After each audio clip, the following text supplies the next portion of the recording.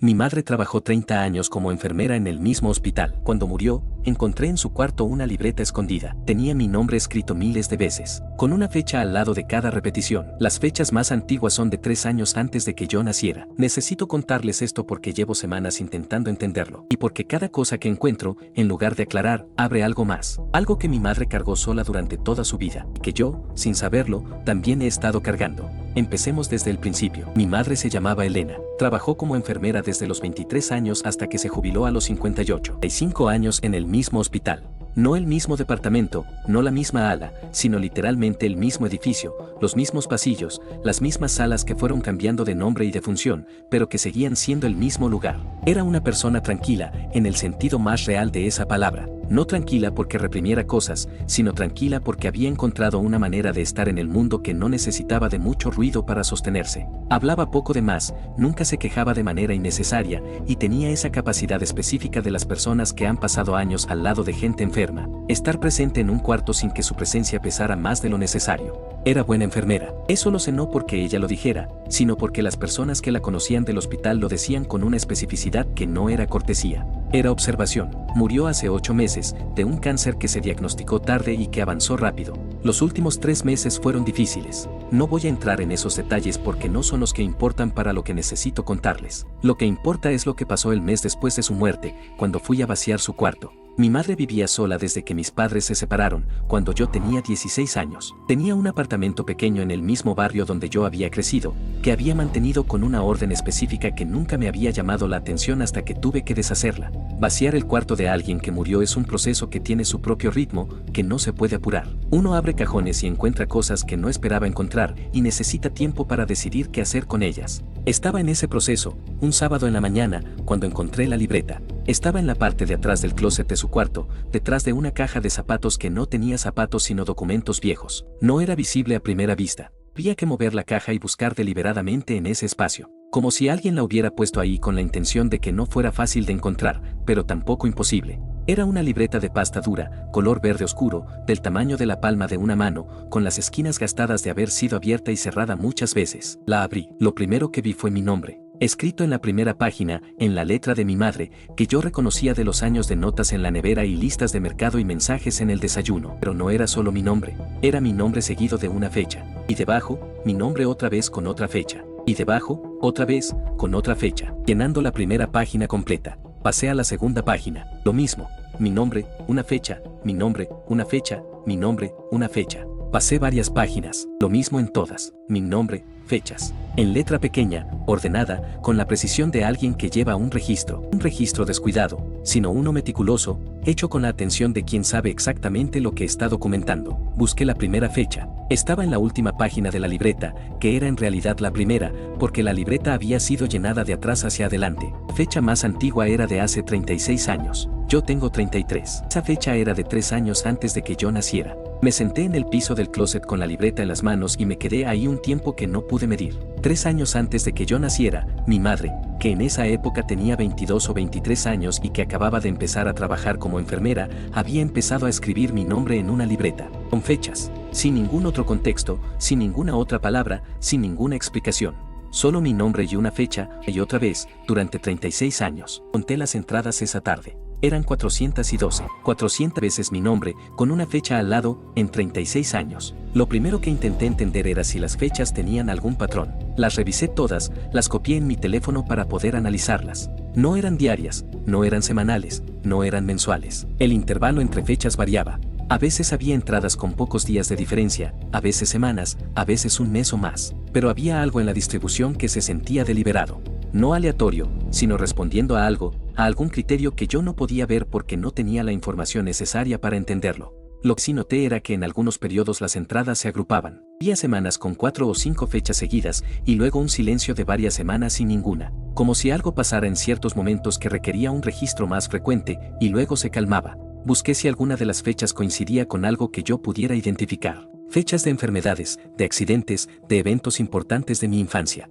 Encontré algunas coincidencias. Una fecha era el día en que me caí de una bicicleta a los 7 años y me hice una herida en la cabeza que requirió puntos. Otra era el día en que tuve una infección a los 12 años que me tuvo una semana en cama con fiebre alta. Otra era la semana del accidente de carro que tuve a los 24, del que salí sin heridas graves, pero que pudo haber sido diferente. Esas coincidencias podían ser exactamente eso, coincidencias. En 36 años, 400 fechas y una vida con sus accidentes normales, algunas van a coincidir. Lo que no podía ser coincidencia era lo que encontré cuando revisé las fechas anteriores a mi nacimiento. Eran 43 entradas en 3 años, 43 veces mi nombre escrito antes de que yo existiera. Antes de que mi madre pudiera saber cómo iba a llamarme, porque ese nombre lo eligieron juntos mis padres cuando yo ya había nacido. Lo llamé a él. Mi padre vive en otra ciudad. Nos hablamos con más frecuencia desde que mi madre murió, como si su muerte hubiera acortado una distancia que la vida había ido creando. Le pregunté si mi nombre había sido decidido antes o después de mi nacimiento. Me dijo que después, que habían tenido varios nombres en consideración, y que el mío lo eligieron la primera noche después de que yo nací. Por alguna razón específica, le pregunté. No, dijo. Simplemente les pareció el indicado cuando te vieron. ¿Fue idea de mamá? Pregunté. Fue de los dos, dijo. Pero sí, ella fue quien lo propuso. Colgué.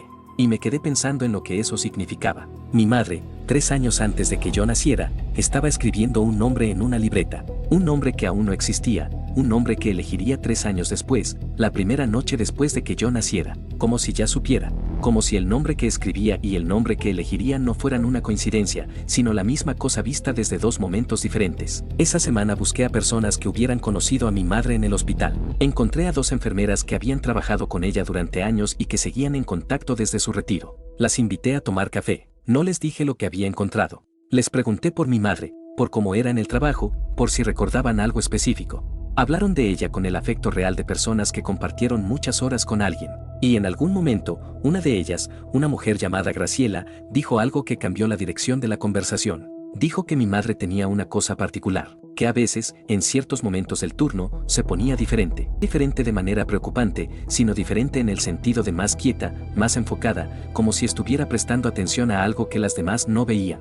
Y que en esos momentos siempre iba a revisar a algún paciente específico. No el que tenía asignado necesariamente, sino alguno al que decidía ir sin que nadie le pidiera. Graciela lo describió como un instinto, como si supiera cuando alguien necesitaba que fueran a verlo. Y siempre tenía razón. No una vez, no algunas veces. Siempre. Le pregunté si eso le había parecido inusual. Se quedó pensando. Inusual no, dijo. Hay enfermeras así, que desarrollan eso con los años. Pero con mi madre, insistí. Con tu madre era diferente, dijo Graciela, porque no eran solo los pacientes que conocía. A veces iba a ver a pacientes de otras salas que no eran su responsabilidad y de los que no tenía ninguna razón de saber que necesitaban algo. Y siempre, cuando llegaba a esos pacientes, había algo. Una bajada de presión, una medicación que había que ajustar, una señal de que algo estaba a punto de cambiar. ¿Con qué frecuencia pasaba eso? Pregunté. Graciela pensó. No seguido, dijo. Pero tampoco raramente.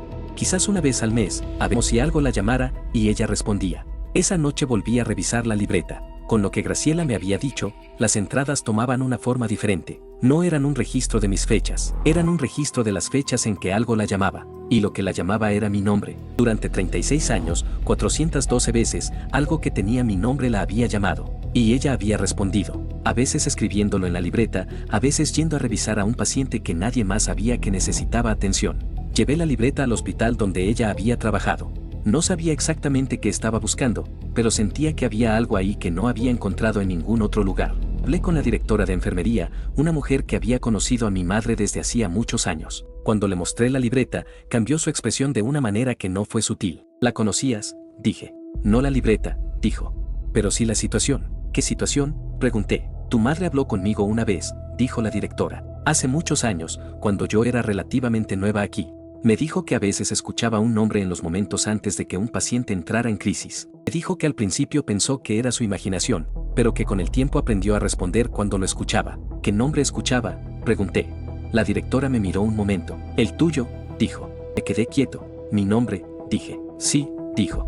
¿Le dijo por qué?, pregunté. Me dijo que no lo sabía, dijo la directora. Solo que lo escuchaba, y que cuando lo escuchaba, tenía que ir a mirar. ¿Y eso le preocupaba?, pregunté. La directora pensó un momento. No le preocupaba, dijo. Le pesaba. ¿Cuál es la diferencia?, pregunté. Lo que te preocupa puedes intentar resolverlo, dijo la directora. Lo que te pesa solo puedes cargarlo. Salí del hospital y me senté en un banco en la entrada, con la libreta en las manos y el sol de la tarde enfriándose sobre los árboles. Pensé en mi madre a los 23 años, empezando a escuchar un nombre que no existía todavía. yendo a revisar pacientes que nadie más sabía que necesitaban atención, llenando una libreta año tras año, sin explicación, sin contexto, sin nadie con quien compartirlo, cargándolo sola durante 35 años de trabajo y 3 años antes de eso, hasta que murió. Hay algo que no les he contado todavía, y que es la razón por la que escribí esto hoy, y no hace semanas cuando encontré la libreta. Es la última fecha de la libreta, la más reciente. Es la fecha del día en que mi madre murió. No el día antes, no el día después. El mismo día, como si lo que llevaba 42 años llamándola con mi nombre la hubiera llamado por última vez ese día. Y ella hubiera respondido como siempre, anotándolo. Antes de irse, no sé qué significa eso. No sé qué era lo que escuchaba mi madre. No sé si tiene algo que ver conmigo de una manera que pueda entenderse, o si es algo más grande que simplemente usaba mi nombre para llegar a ella. Lo que sí sé es que desde que encontré la libreta, estoy prestando atención de una manera diferente, a ciertos momentos del día en los que algo se siente diferente, sin que pueda explicar por qué. No escucho nada, no todavía, pero a veces, en esos momentos, siento algo que se parece mucho a la sensación de que alguien está a punto de necesitar que vayas a verlo. Y no sé si eso siempre estuvo ahí y yo nunca lo noté, o si empezó el día que ella murió, y lo que cargaba ella ahora lo cargo yo.